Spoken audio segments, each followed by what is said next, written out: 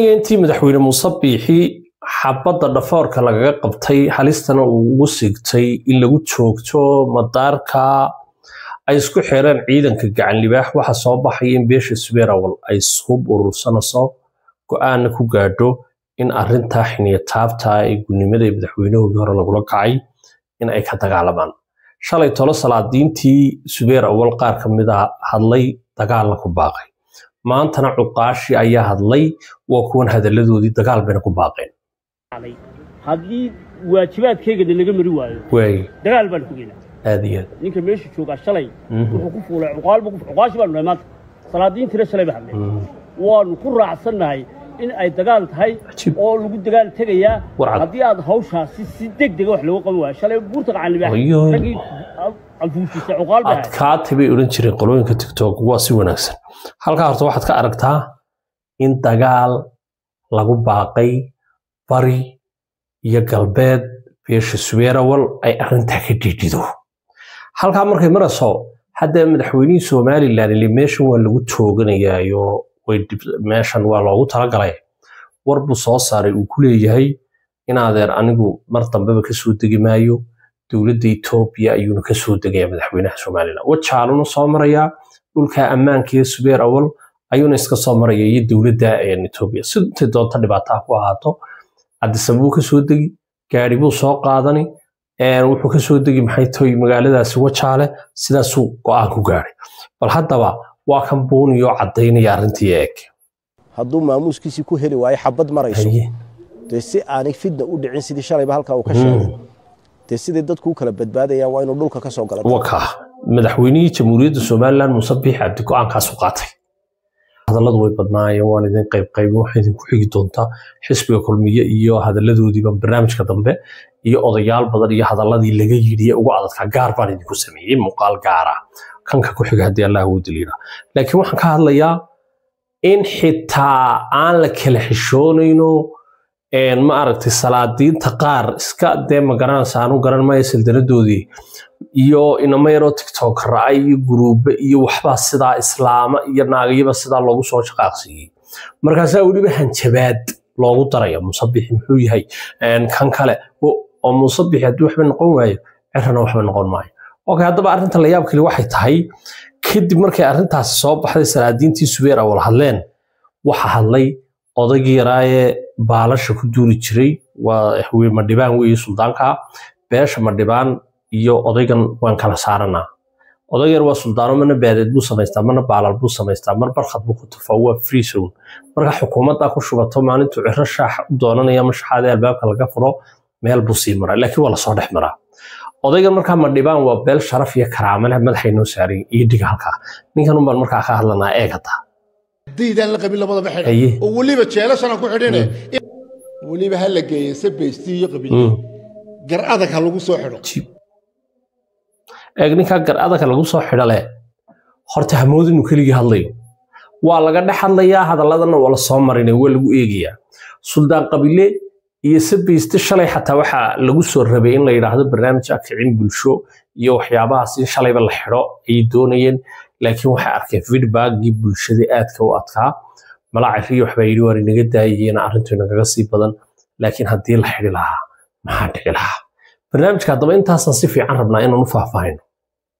qodobka koobaad waa qodobka aan kaga hadlayo ninka la yiraahdo salaadiintii jufooyinkaas iyo qodobka labaad oo ah arinta uu buuni ka dhawaajiyay iyo madaxweynuhu halka iyo qodobka saddexaad oo ah in salaadiinta Subeerawal la isleeyahay iyagana xidhxidha oo sidaa sameeya aan ku horeeyay horta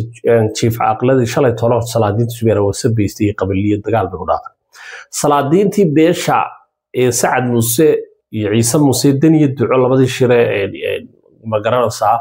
iyo shirkii hoodaala hadlay iyaguna waxay dhahan bal arinta nala suga ma garanay waxay soo wadaan laakiin way dadaalayaan inta kulli toro suldaan iyo odayaal nabada ay mar walba dhinacaas iyo xukuumaddu waxay ka tiraahdo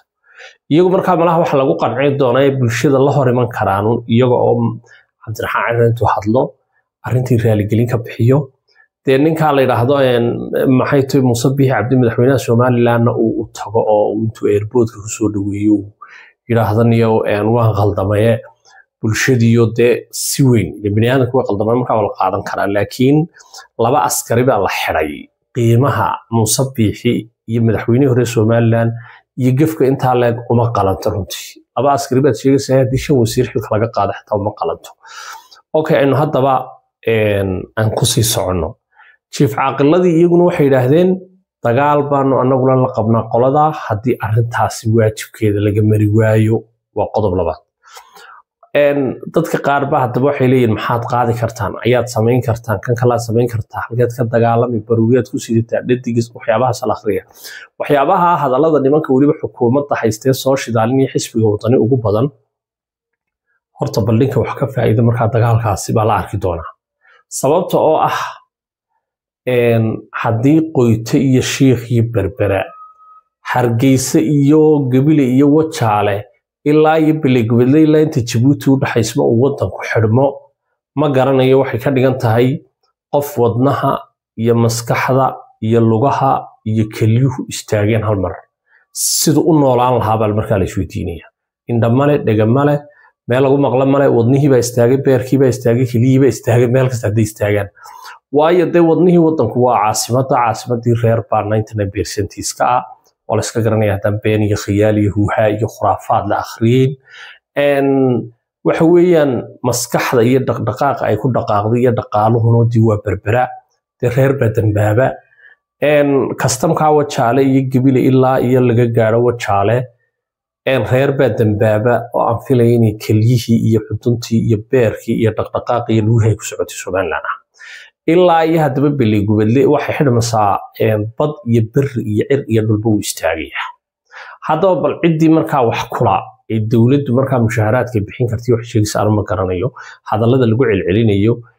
maxaad qaadi kartaan iyo maxaad bahalayn kartaa waa hal tallaabo oo la qaado madaxtooyadu meel bay ku taalaa waa la iska garanaya halkay ku taala xaafadii Suweera walweey dhakhtarka Suweera walba ku yaala biyuhu Suweera walba ku yaala baarlamaanka iyo guurtii iyo wasaaradda maaliyadda iyo arrimaha gudaha iyo waxbarashada iyo dhammaan wasaaradaha dalka iyo hay'adaha ugu waaweyn inta dhaqdhaqaaqa siya suuqyada iyo wax oo dhan iyo dhaqdhaqaaqa dalkuba waa intaa haddii la leeyahay marka Somaliland albaabka qax la isugu siiyo hadallada noocaas cunfiga waa la sii wadi doonaa madaxweyne Muuse Biixi haddaba nin aad u nabad jecel rabshadana jecelayn isagoo marka hore diiday inuu campaign la gala adag nimankan sababtu maxaad ka hayn diidana markii hore in la soo sharaxiyo waxyaabahaasna ay noqon karto sidii ay nimankan xilka loogu wareejin lahaa xisbiga wadani maadaama uu dalka dagaalka ku yeedhi dhibaato haddii madaxweyne Muuse Biixi dhibaato iyo mushkilad soo jiito maalinta ciidanka qaranka iyo booliiska lagu leeynaayay buurta Gacnibaax ciidankii qarankana inta la qaaday xisbiga wadani uu gacan geliyay nimankii dalka la dagaalamay ku soo duulay maalintaas soo horta hadduu doonayo dhibaato la dagaalami lahaa laakiin xisbiga wadani iyo cid kala toona dagaal ugu soconay maantana waa ka intuu lugeeyay waxaan aaminsanahay Cabdiraxmaan Cirata mu sameeyay xabadana isku dhiga saam buu imka oran lahaa moogti waan noqonayaa aqliyada madaxweynuhu ka dagay gaarigii go'aan buu qaatay wuxuu yiri tallaabo ma qaadi kartaa nimanka askartiisii noqdo buu ku yiri iyagoo cadhaysan oo xanaaqsan buu ku yiri inankiisina raac uu ku yiri tallaabo bal waa ninka qaada ayuu halka intuu iska maray buu wuxuu ka dagay isagoo lugaynayo tagay markaasuu haddana qolkii VIP-da carqaladii buuq laga galay aayar buu diyaaradiisa iska raacay markii uu tagayna wuxuu yiri niyo anigu culays haday idinku tahay safarkaygu safaradaydu iska kooban yihiin gabigiisuba 2 jeer buu safray labadii jeer mushkilad baa la sameeyay markii hore Ilaahay kharsiy Cabdalla Sandheere ayaa si qurux badan u dhameeyay soo noqodkii madaxweynaha soo dhaweeyay hawshaasi dhameeyay si socodkiina waa kii khadar baabuurku eryaday baabuurtii ilaalada madaxtooyada in 100 askari lagu sii qubeeyo meesha oo hawsha la sii qabtaa dee u malayn maayo inay qarankan labada laakiin madaxweynuhu wuxuu go'aansaday madaxweynaha hore Muuse Biixi Cabdi inuu sabab ka soo dago meelaha wadankiisa yahayn inuu dhulka intaa leeg soo maro at least ay qaadanayso 20 saacadood 18 saacadood ku dhow inuu dhulka soo maro inuu halka ka soo dago wajaale si dadku u kala badbaadaan buu Oromo iyo Hireeri iyo Xabashi iyo ummad iyo halkaas iyo Soomaali galbeed soo dhexmaraya sababta oo ah soo kuwa foodo sameynaya maalin walba rasaasta ma taas kari